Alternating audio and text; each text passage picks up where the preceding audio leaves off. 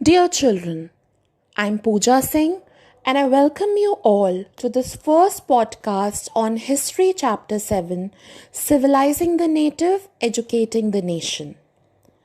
In the earlier history chapters, you have seen how British rule affected Rajas, Nawabs, peasants, and tribals.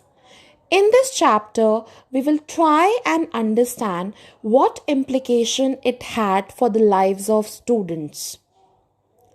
Let us look at what the British thought and did, and how some of the ideas of education that we now take for granted evolved in the last 200 years. In the process of this inquiry, we will also see how Indians reacted to British ideas and how they developed their own views about the education of Indians. We begin with the tradition of Orientalism. In 1783, a person named William Jones arrived in Calcutta. He had an appointment as a junior judge at the Supreme Court that the company had set up. In addition to being an expert in law, Jones was a linguist.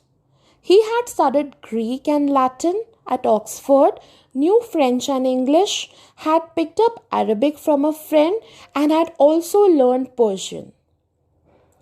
At Calcutta, he began spending many hours a day with Pandits who taught him Sanskrit language, grammar, and poetry. Soon he was studying ancient Indian texts on law, philosophy, religion, politics, morality, arithmetic, medicine, and the other sciences. Jones discovered that his interests were shared by many British officials living in Calcutta at that time.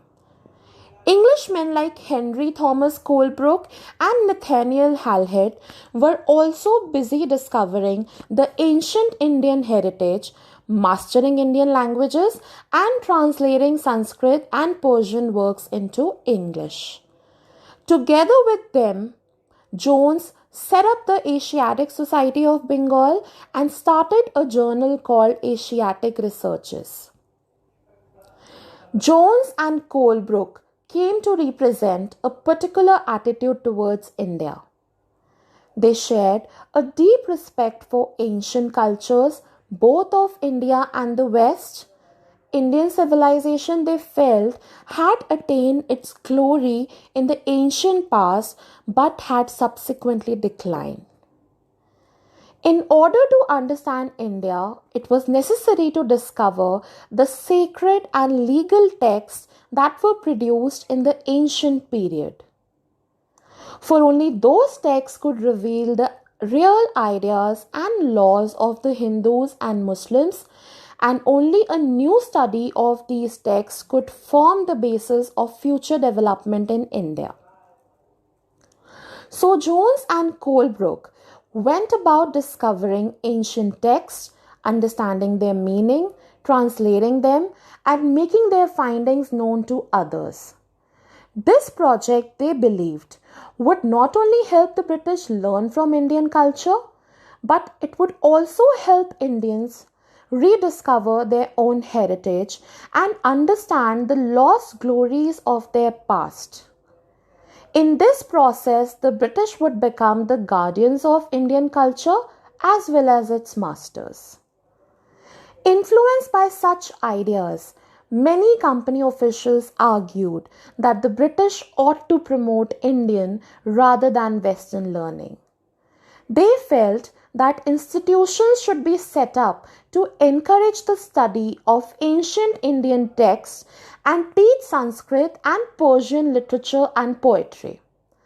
The officials also thought that Hindus and Muslims ought to be taught what they were already familiar with and what they valued and treasured, not subjects that were alien to them. Only then, they believed, could the British hope to win a place in the hearts of the natives. Only then could the alien rulers expect to be respected by their subjects.